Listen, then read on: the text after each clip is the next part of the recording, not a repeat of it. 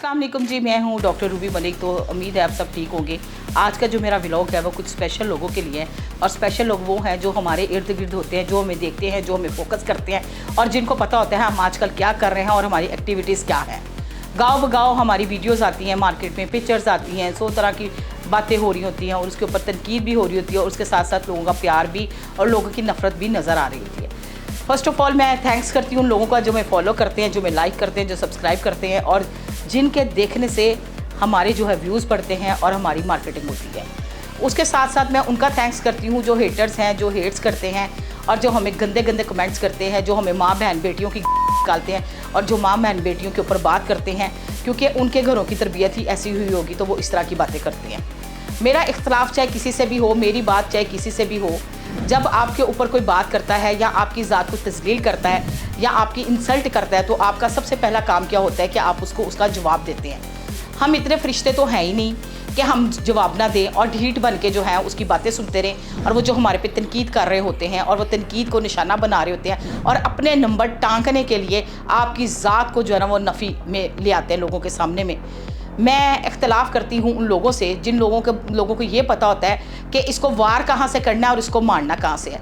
अल्हम्दुलिल्लाह अगर मैं सेल्फ़ डिपेंड औरत हूँ, सेल्फ़ डिपेंड होने के बावजूद मैं अपनी रोटी रोज़ी का इंतज़ाम अपने ही परवरदिगार के थ्रू करती हूँ। कोई किसी ने मेरी रोटी रोज़ी का इंतज़ाम नहीं पकड़ा हुआ।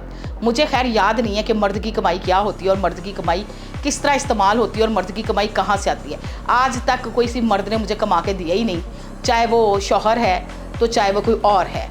और से मुराद आ जाते हैं आपके रिश्तेदारों में। 100 तरह के आपके सर्कल में रिश्तेदार होते हैं, आपके बहन भाई होते हैं, आपके इर्द गिर्द के लोग होते हैं। मैं यहाँ पे बहन भाइयों की तनकीद नहीं कर रही, इसको गलत रंग में ना लीजिएगा, लेकिन एक फ़र्जी तौर पे मैंने आपको मिसाल दी है। अब बातें हैं टू दी पॉइंट पे। फ़िज़ा अली आती है प्रोग्राम में, फ़िज़ा अली मेरे बारे में बातें करती हैं, चले बड़ी अच्छी प्यारी बहन है, छोटी बहन है, जैसे भी है, फॉर वट एवर उसकी शादी हुई है, अल्लाह मियां उसकी शादी को कामयाब करे। जैसे ही उनकी वीडियो एक आती है मंजर आम पर जिसपे वो नेशनल टीवी पे बैठ के बात कर रही हैं और बात के अंदर जो मेरे ऊपर बात कर रही हैं, तो मुझे कोई मेरे घर पे बैठे हुए मुझे कोई 25 से 30 कॉल नहीं, कोई 400 कॉल्स आई होंगी। जी आप फ़िज़ा अली पे बात करें, आप उसके हस्बैंड पे बात करें, आप खुद से बात करें। मुझे जिन चीज़ों की तकलीफ़ हुई, जिन चीज़ों पे बात करनी थी, मैंने खुद से बात की उस पर। मैंने किसी को भी इसके ऊपर इंटरव्यू नहीं दिया। मैंने अगर किया भी इंटरव्यू तो फ़रकान शाह साहब के साथ एक चिट चैट वाला इंटरव्यू किया और बड़े तरीके से और बड़े सलीके से हमने इस चीज़ को इस किस्से को वाइंड अप कर दिया।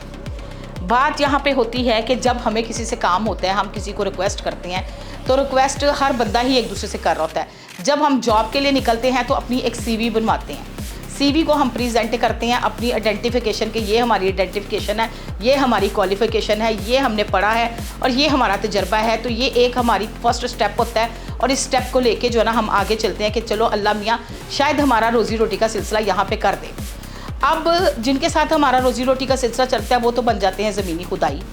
ज़मीनी जब खुदाई लोग करना शुरू कर देते हैं तो उस पर बड़ी चीज़ें गलत हो जाती हैं। आपकी ज़ात को आपको गिराने के लिए सारी दुनिया खड़ी हो जाती है कि किसी तरीके से इसकी मंजी ठोकें, इसको डीग्रेड करें, इसको इंसल्ट करें, इसकी ज़ात को नफ़ी करें, तो ये फिर मरेगी, फिर ये रोएगी, चिल्लाएगी, चीखेगी। मैं अल्लाह की ज़ात के अलावा किसी से नहीं डरती। मुझे धमकियों के कॉल आते हैं, मुझे कॉलें आती हैं, जी हम आपकी वीडियो ऑन एयर कर देंगे। मुझे कॉल्स आती हैं, हम तुम्हारी ऐसी वीडियो पेश करेंगे, अल्लाह माफ़ करे जो कोई AI जनरेट की होगी या कुछ की होगी, सारी चीज़ें ऑन एयर करेंगे, सारे लोगों को दिखाएंगे। तो दिखा दो भाई, अगर तुम लोगों के पास कुछ है मेरा तो दिखा दो। फ़र्स्ट ऑफ़ ऑल तो मेरा कुछ होता ही नहीं है, ठीक हो गया। और सेकेंडली मुझे इन धमकियों से कोई डर नहीं आता। मुझे गाँव बगाँव इंटरनेशनल लेवल की कॉलें भी आती हैं जिसमें मुझे जान से मार देने की धमकियाँ होती हैं और ये सिलसिला पीछे 1-1.5 महीने से चल रहा है और तब से चल रहा है जब से हम किसी एक दूसरे के ऊपर बात करते हैं या एक दूसरे के ऊपर तनकीद करते हैं, तब जाके ये इस तरह की कॉल्स आती हैं। अब पीछे कौन है, कौन क्या कर रहा है, कौन क्या नहीं कर रहा, मैं नहीं जानती। लेकिन मैं गाइज़ आपको यहाँ पे एक चीज़ वाज़िया करती जाऊँ, जैसे ही आप सोशल मीडिया में कदम रखते हैं, आप एज अ टिकटॉकर आ जाए, आप एज अ एंकर आ जाए, आप एज अ यूट्यूबर आ जाए, आप एज अ मॉडल आ जाए, आप एज अ कोई भी पर्सनैलिटी आ जाए, आपकी फैमिली आपसे छूट गई।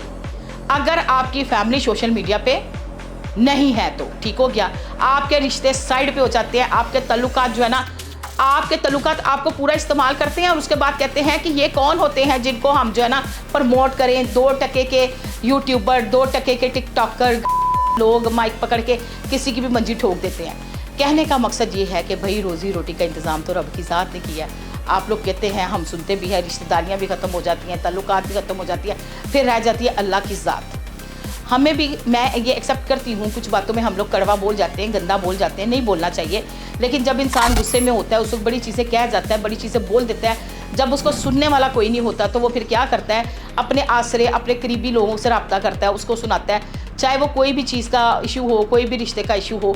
लेकिन यहाँ पे टीमें बना ली जाती हैं, यहाँ पे पार्टी बना ली जाती है और टीमों के अंदर बैठ के जो है ना नफ़ी और माइनस कर दिया जाता है। यानी ये पैसा इतनी चीज़ है, ये पैसा आपकी ज़ात को नफ़ी कर देता है।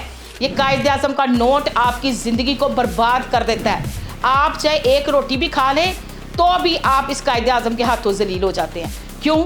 लोगों के लिए अपना दीन, मज़हब, कारोबार, ईमान, सारा कुछ ये पैसा समझा हुआ है। पैसे के बगैर आप ज़ीरो है।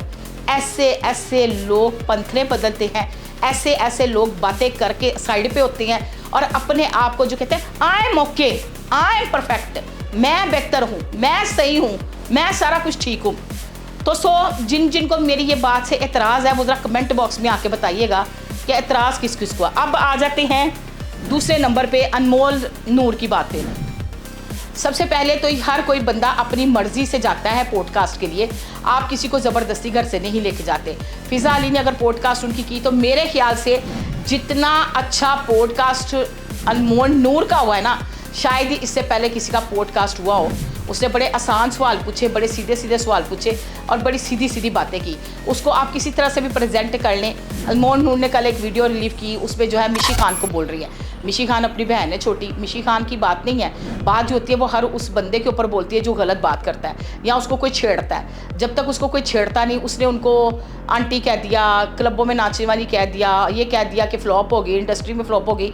अरे भाई, आप कामयाब हो, आप अपने आप को कामयाब समझती हैं, आप कहती हैं आप बहुत कामयाब है। पैसा कामयाबी नहीं है, इज्जत कामयाब होना है। इज्जत है तो सारा कुछ है।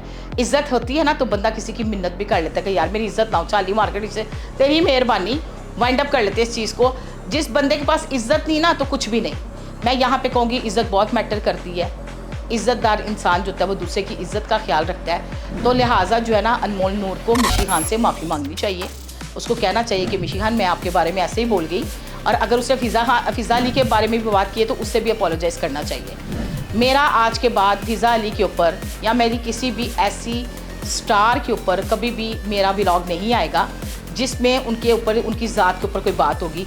मैं व्लॉग ज़रूर करूँगी, करंट इश्यूज़ पे करूँगी, कोई प्रॉब्लम चल रही है उस पर करूँगी, या कोई बहुत ही कोई अजीबोगरीब वाक़या होगा तो उस पर करूँगी।